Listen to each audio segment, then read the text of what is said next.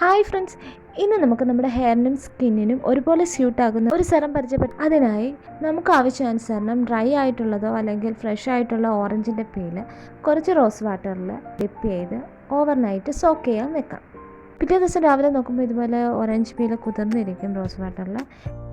ഇത് നല്ലതുപോലെ പേസ്റ്റ് പോലെ അരച്ചെടുത്തിട്ട് അരിച്ചെടുക്കണം.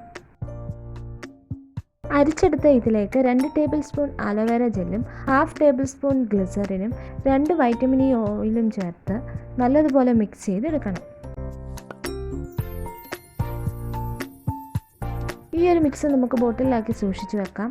ഫ്രിഡ്ജിൽ നമുക്ക് 2 ആഴ്ചയോളം ഇത് സൂക്ഷിക്കാം. ഇത് നമ്മുടെ സ്കിന്നിനും ഹെയറിനും ഒരുപോലെ നമുക്ക് യൂസ് ചെയ്യാവുന്നതാണ്.